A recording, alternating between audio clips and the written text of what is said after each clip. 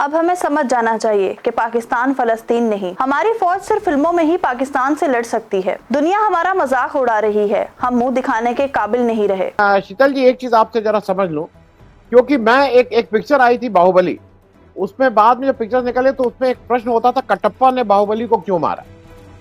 ये मैं जरा समझना चाहता हूं कि ये जो कटप्पा हैं ये क्यों मानते हैं, जिनको बार बार बेइज्जत किया जाता है। मतलब as a country we feel आप कुछ करिए, आप 500 आज मैं भी इसके लिए तैयार हूं कि 500 रुपए का लीटर पेट्रोल आएगा तो देंगे 500 लीटर, लेकिन बोलिए तो आपके मुंह से क्यों नहीं निकली अमेरिका और चीन के लिए आपने नाम नहीं लिया। आप क्यों ये ऐसा कर रहे हैं। ये कटप्पा ने बाहुबली को क्यों मारा, कौन कटप्पा कौन बाहुबली, मोदी जी बताइए आपने क्यों। और आपने इतने खराब टर्म्स में थर्ड पार्टी नेगोशिएटर, हिम्मत कैसे है ट्रम्प साहब की हमारे अंदरूनी मामलों में बातचीत करने के लिए। मैं थोड़ा इस पे आपकी एक वो प्रश्न ले लूं, और ओवरऑल प्रश्न तो पूछना ही पड़ेगा शीतल जी। देखिए, इस मामले में जो सबसे सीरियस कैजुअलिटी हुई है इस बात के तो खैर कोई बात ही नहीं, जो कि आपने कही दिया कि मोदी जी के मुंह से अमेरिका और चीन नामक शब्द जो है इन मामलों में एकदम गायब रहता है। गलवां वाली घटना हुई थी उस समय और उसके पहले भी लगातार गायब है वो। पाकिस्तान का नाम लिया, ये मैं उनके साहस की दाद देना चाहूंगा कि पाकिस्तान का नाम उन्होंने लिया। लेकिन अब समस्या ये है कि ट्रंप साहब ने एक ऐसी बात कह दी है जो हमारे अंतर्राष्ट्रीय राजनय के लिए सबसे महत्वपूर्ण बात है, जिसको आपने शुरू में इंगित किया। उन्होंने कहा हम कश्मीर में मध्यस्थता करेंगे। भारत ने बहुत सामर्थ्य से 1971 में यह स्थिति प्राप्त की थी शिमला समझौते के जरिए कि हमारे और पाकिस्तान के बीच जो भी मामला है वो हम आपस में तय करेंगे, इसमें कोई मध्यस्थ और बाहरी पंच नहीं आएगा। यानी वो बिल्लियों की लड़ाई में बंदर कोई नहीं आएगा और दोनों की रोटी खा जाए।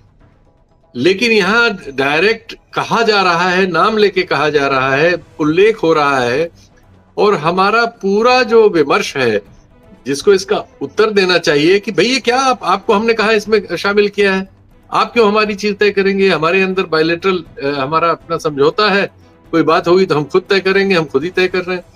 लेकिन अब इसमें भारत का कोई रुख ही नहीं है सामने। भारत का रुख ये है कि आप जो ट्रोल पाल रखे हैं आपने, उनसे आप अपने विदेश सचिव को गालियां दिलवा रहे हैं, उसकी लड़की को।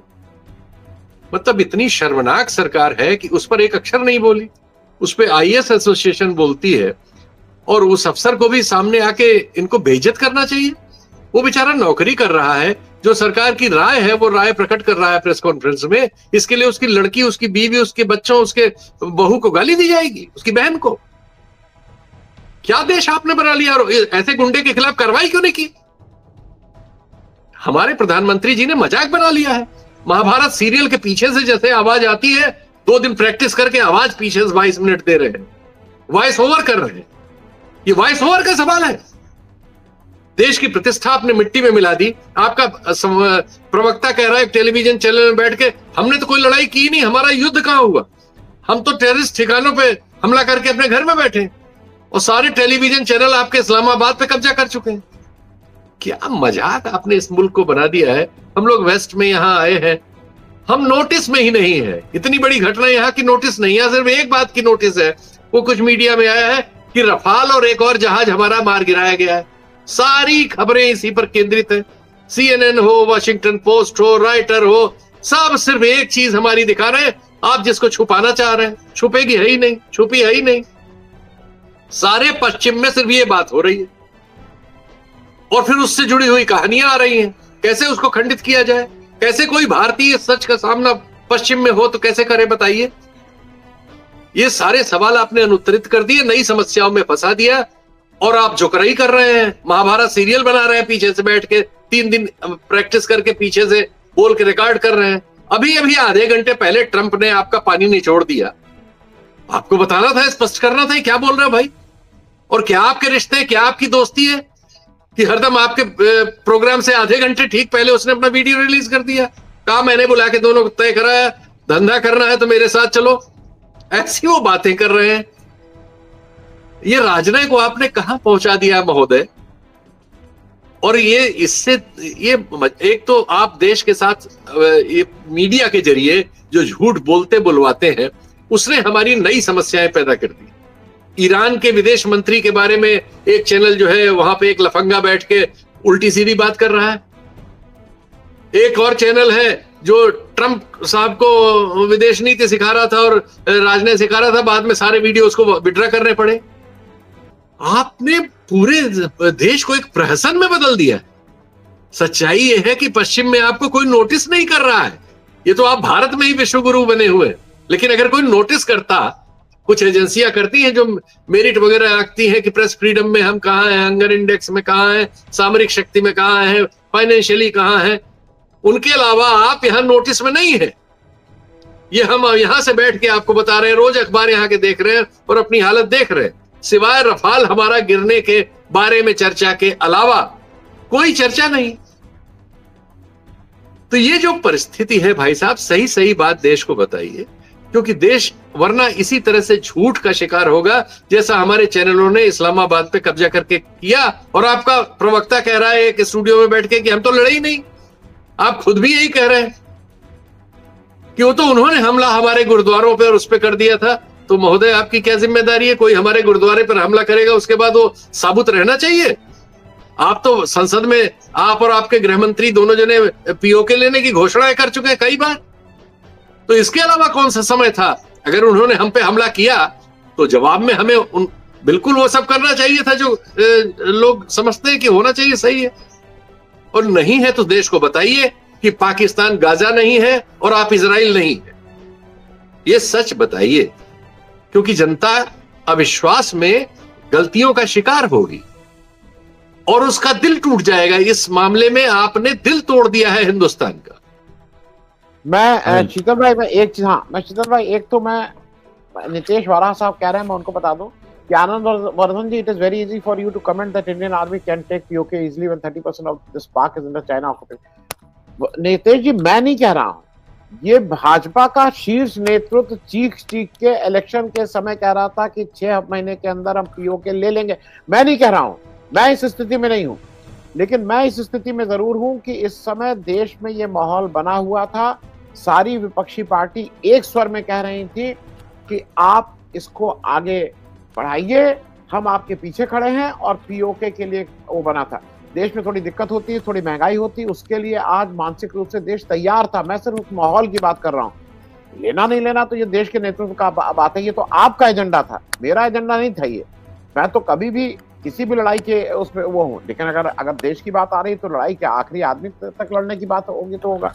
शीतल जी, मैं जरा एक चीज इसलिए कह दूं कि ये रिटोरिक जो है ये पॉलिटिकल होता जा रहा है।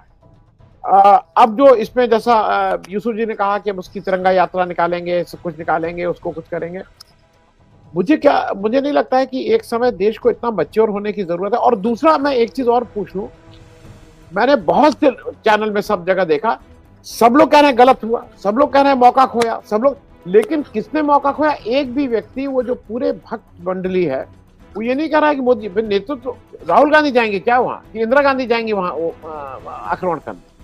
निर्णय तो आपको लेना होगा। देश की इस समय बागडोर तो आपके हाथ में है।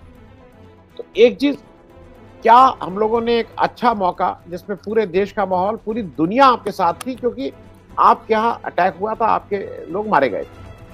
ऐसे में आपने वो मौका गंवाया है जिसको शायद दोबारा ना मिले। बहुत से लोग बहुत सी चीजों का वापस में आप रेट्रोस्पेक्ट में करते हैं, तो वी हैव लॉस्ट वो। और दूसरा, इसका राजनीतिकरण बीजेपी, जैसा यूसुफ साहब कह रहे हैं, अगर अभी से शुरू कर देगी तो क्या उसका बैकफायर होगा कि देश फिर से एक बार उसमें फंसेगा कि घर में घुस के मारा था और इत्यादि इत्यादि।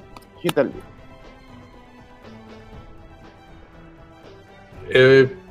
इस सब जो कुछ हुआ है इतने दिनों में, उससे एक चीज साफ हुई है कि जो अभी नेतृत्व है और जो उसकी शाखाएं हैं, ये सीमा के किसी युद्ध की तुलना में गृह युद्ध करने में ज्यादा सफल है। आप देखिए, अपने ही विदेश सचिव के खिलाफ पूरा युद्ध उन्होंने छेड़ा, उसके परिवार के खिलाफ छेड़ा। तमाम देश की उन पार्टियों ने जिन्होंने सबने मिलकर एक तरफा समर्थन दिया, कम्युनिटीज ने दिया, उनके खिलाफ एक युद्ध जारी है, उसको तेज किया जा रहा है सोशल मीडिया और दूसरे मीडिया पे। और जो राजनीतिक नेतृत्व है इस देश का, जो प्रशासनिक नेतृत्व भी है, वो इस सब पर मौन है। इससे शर्मनाक क्या होगा कि आपके विदेश सचिव की बेटी को गाली देने वाले लोगों को प्रधानमंत्री फॉलो करते हैं।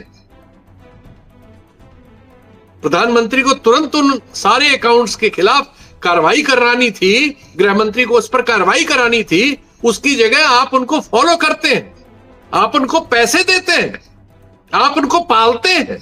ये सब तमाम जो सेनाएं बनी हुई हैं, तमाम ऐसे दुनिया के सबसे बड़े एनजीओ, सबसे बड़ी पार्टियां रोज घोषणा करती हैं 3 दिन में हम सीमा के लिए सब कुछ तैयार कर सकते हैं। ये सब किस लिए है? ढेरों जातीय सेनाएं हैं, ये सब गृह युद्ध करने के लिए। ये अपने देश के कमजोर लोगों के खिलाफ, जो आबादी की संख्या में कमजोर हो, सामाजिक रूप से कमजोर हो, आर्थिक रूप से कमजोर हो, किसी तरह की न्याय की मांग कर रहे हो, इंडिविजुअल जर्नलिस्ट हो, सोशल एक्टिविस्ट हो, इनके विरुद्ध लड़ने में बहुत काबिल है, बहुत समर्थ है, बड़े सूरमा है, सब इसमें पृथ्वीराज चौहान है। लेकिन जहां जरूरत थी कोई सेना इनमें से नहीं गई, न जाएगी। अरे रणबांकुरो अगर हो किसी लायक तो जो हमारे यहां आके 28 लोगों को 26 लोगों को मार गए, ढूंढ के तुम भी मार के आओ ना। नहीं तो फिर सेंस की बात करो। हम जानते हैं कि नॉनसेंस बात है जो मैंने अभी कही, हम इसको जानबूझ के कह रहे हैं, ये नॉनसेंस है। सेंस की बात यह है कि आज की जो विश्व परिस्थिति है, जिसके बारे में अभी तमाम वक्ताओं ने डिटेल्स में बताया, अब वो संभव नहीं है। 2 न्यूक्लियर आर्सेनल वाले देशों के बीच यह संभव नहीं है कि संसद में दहाड़ के गृह मंत्री पीओके ले लेंगे। साबित हो गया ना, प्रधानमंत्री के अपने बयान से एडमिशन में साबित हो गया, और हमारे वायुसेना के प्रवक्ता के कल के बयान से साबित हो गया। जब उनसे साफ साफ पूछा, जिस पर सोशल मीडिया पर आईटी सेल वाले हमला कर रहे हैं उस पत्रकार पर, उसने साफ साफ पूछा कि भाई सारी दुनिया में खबरें आ रही हैं, वॉशिंगटन पोस्ट में खबर है, राइटर ने यह खबर दी है, फ्रांस के लमौद में खबर है, ब्रिटेन के गार्जियन में खबर है, सारी दुनिया में खबर है, बाजार को खबर है, जिससे किसका शेयर ऊपर जाना है, किसका नीचे जाना है, जिस बात की सबको खबर है, उसके बारे में बताइए साहब कि क्या हमारा कोई जहाज कोई गिराया था किसी ने? तो उन्होंने क्या जवाब दिया? उन्होंने कहा कि ये नहीं कहा कि नहीं गिराया, ये कहा कि युद्ध में ये नहीं देखा जाता कि हमारा क्या नुकसान हुआ और क्या वो हुआ। तो एक तरह से परोक्ष स्वीकारोक्ति है। ये चीजें हैं जिन पर आपको देश को विश्वास में ईमानदारी से लेना चाहिए। ये आप छुपा नहीं पाएंगे। आज की दुनिया में कोई किसी से, अमेरिका अपने बारे में नहीं छुपा सकता जो सबकी खबर रखता है। उसकी सब बातें आपको पता होती हैं, आपकी बातें उसको पता होती हैं। तो जब सब चीज दुनिया में ये है तो ये बहुत देर तक छुपेगी नहीं, और सारे दुनिया के प्रतिष्ठित मीडिया में ये ऑलरेडी आ चुका है, उसका असर बाजार पर पड़ चुका है। तो देश को भाई ईमानदारी से विश्वास में लीजिए, उसको गृह युद्ध में मत झोंकिए, शर्म खाइए। 10-11 साल से आप यही कर रहे हैं और आने वाले दिनों में भी यही करना चाहते हैं। ये देश को सहजोर नहीं करेगा, कमजोर करेगा, कमजोर कर रहा है। तो ये थी नाजरीन आज की अहम खबर। अगर आप मजीद बाखबर रहना चाहते हैं तो हमारे चैनल को सब्सक्राइब करें। वॉइस ऑफ नेशन की वीडियोस देखने के लिए हमारा चैनल सब्सक्राइब कीजिए और बेल के आइकॉन पर क्लिक कीजिए ताकि आप हमारी तमाम आने वाली वीडियो से बाखबर रह सकें।